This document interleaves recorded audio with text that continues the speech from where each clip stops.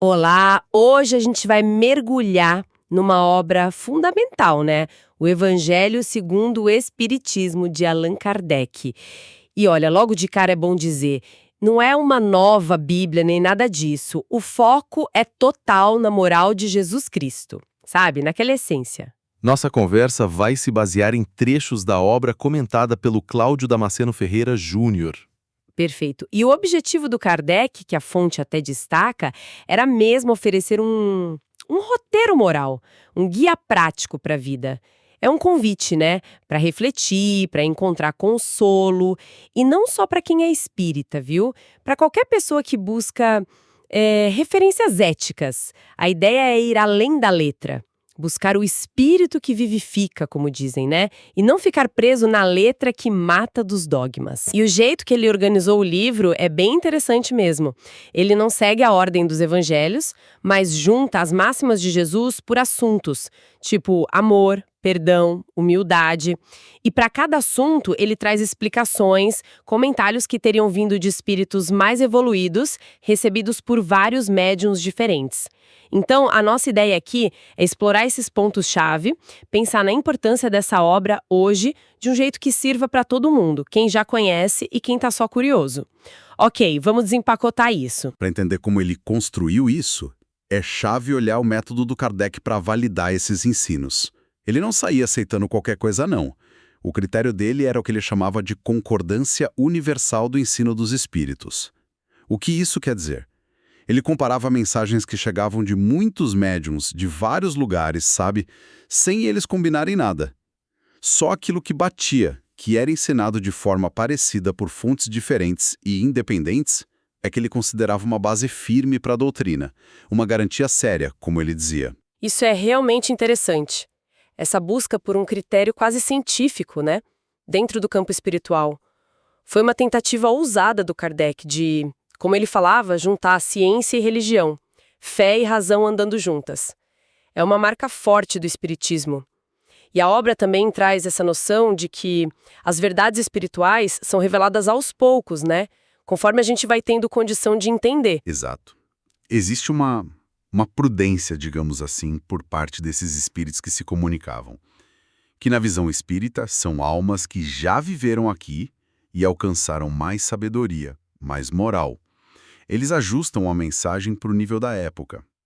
E falando em preparação, Kardec identifica o que ele chama de precursores da doutrina cristã e do espiritismo.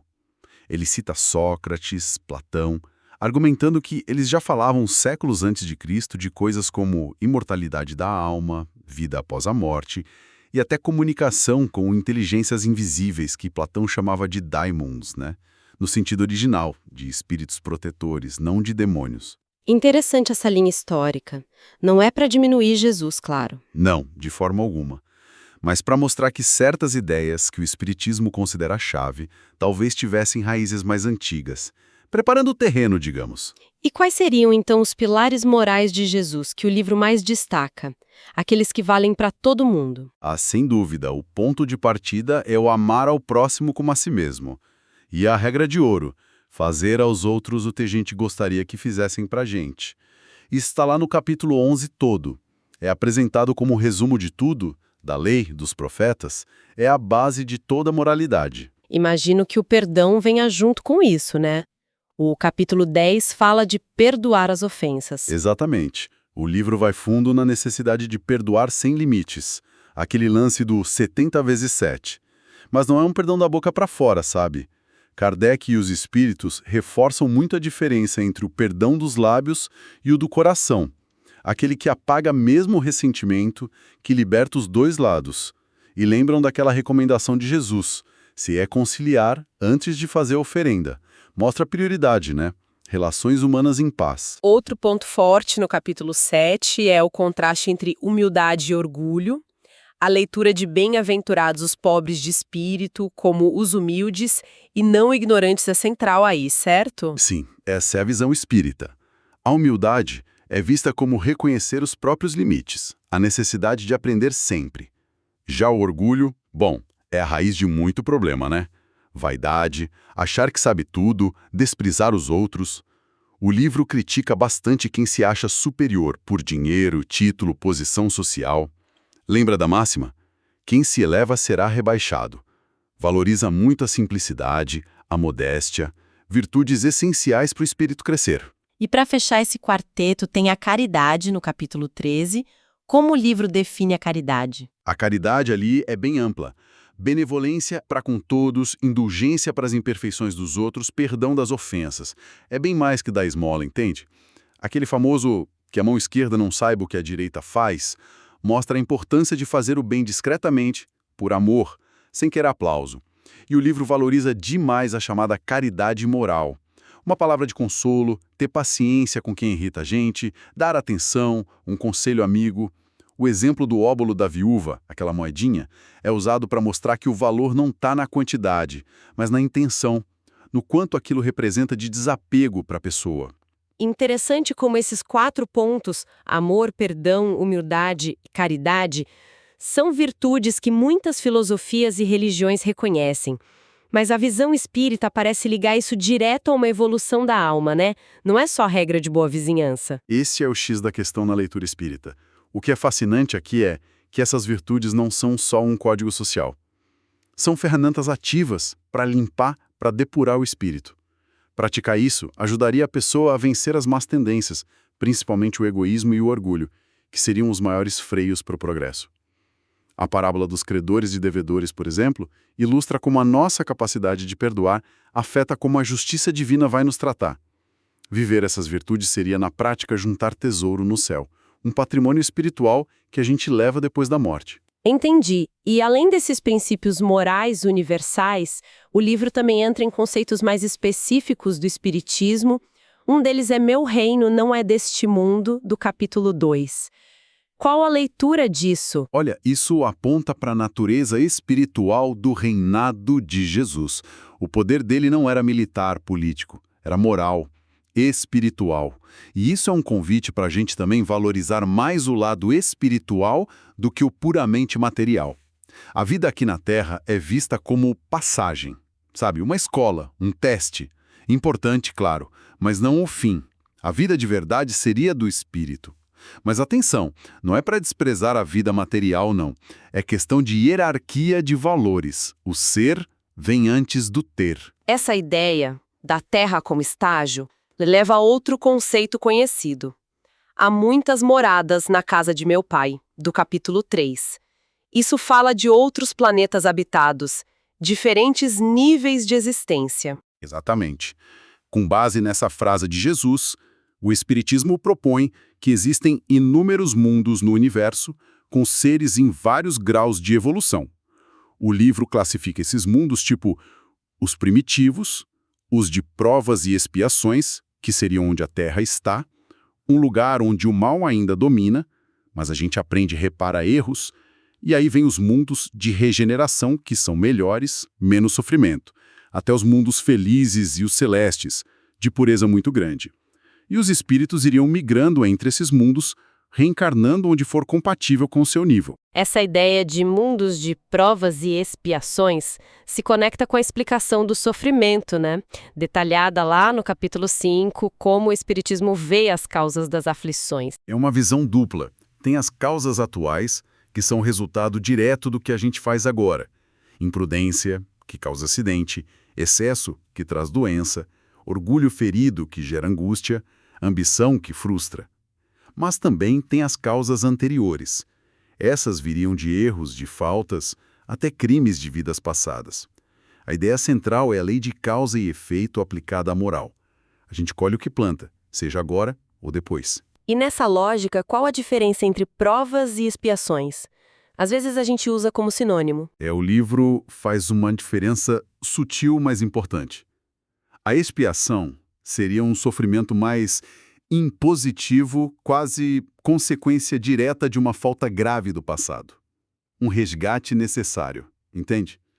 Já a prova pode ser uma dificuldade, um obstáculo, até um sofrimento que o próprio espírito escolhe passar antes de reencarnar. Para quê? Para desenvolver uma virtude, paciência, coragem, resignação, para fortalecer a vontade ou para cumprir uma tarefa. O jeito de encarar faz toda a diferença. Resignação ativa buscando aprender, aproveita a prova ou expiação. Revolta só piora ou torna inútil. E o mecanismo por trás disso tudo, reparar erros, progredir com novas experiências, é a reencarnação, que aparece nos capítulos 4 e 14, é isso? Correto.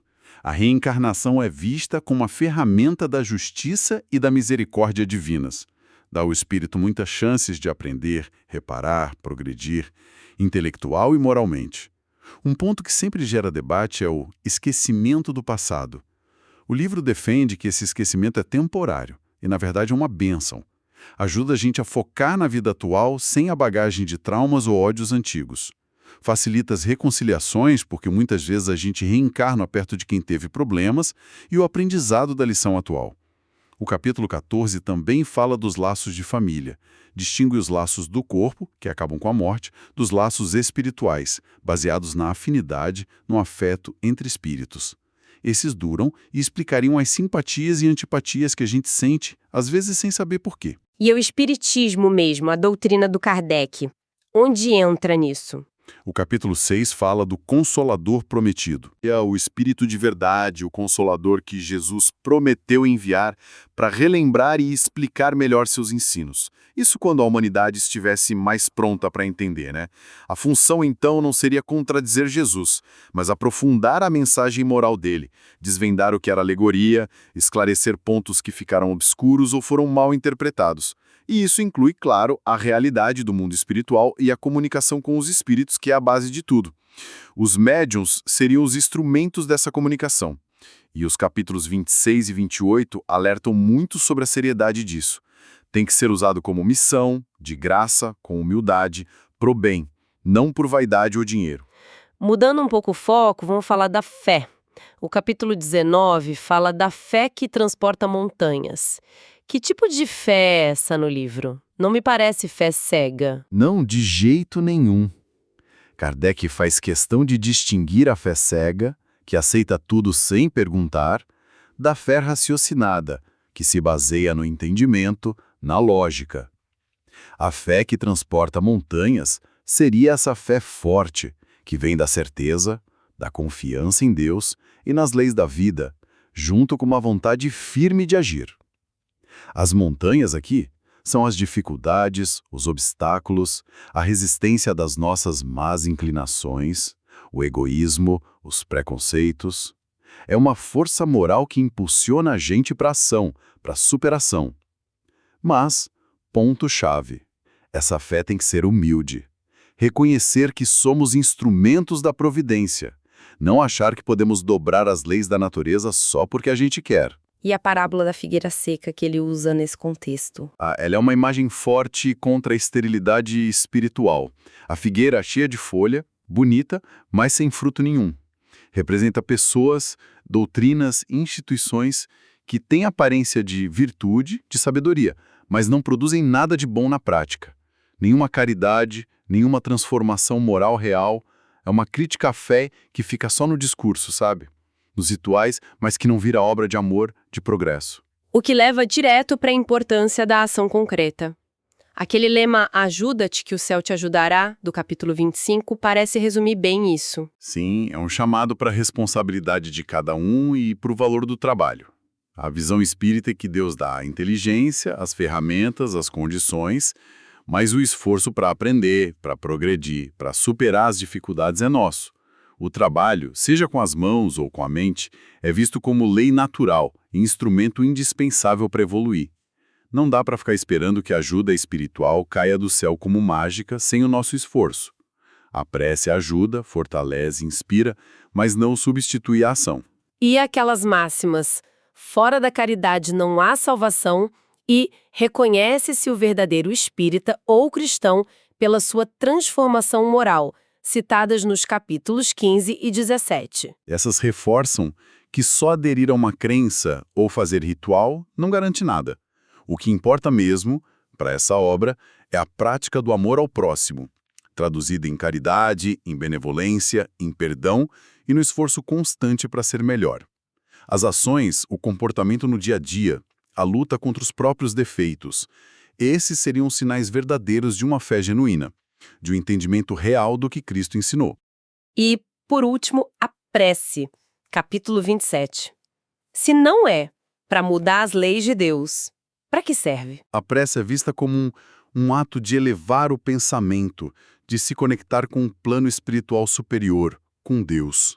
A eficácia dela não seria para conseguir favor material que vá contra as leis ou o nosso merecimento, mas sim para fortalecer a alma, para atrair inspiração, ajuda dos bons espíritos, os guias, protetores, para dar força, coragem, paciência, resignação para a gente encarar as lutas da vida. A sinceridade do sentimento, a humildade, a intenção pura. Isso conta mais que fórmula decorada. É um diálogo íntimo que fortalece quem ora. Diante de tudo isso, como a gente poderia resumir a proposta central de O Evangelho segundo o Espiritismo? Qual a mensagem principal para quem pega o livro hoje?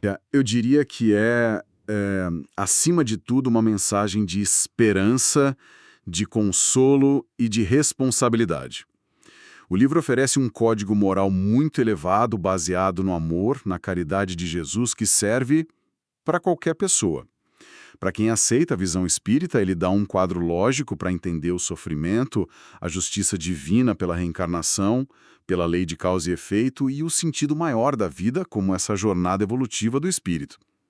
Mas mesmo para quem não acredita nessas coisas específicas, os capítulos sobre as virtudes, as parábolas de Jesus vistas por essa ótica, o chamado para se transformar por dentro, tudo isso é material riquíssimo para pensar sobre ética, sobre filosofia de vida. Concordo plenamente. É uma obra densa, convida a ler com calma, refletindo. Então, fica a dica, né?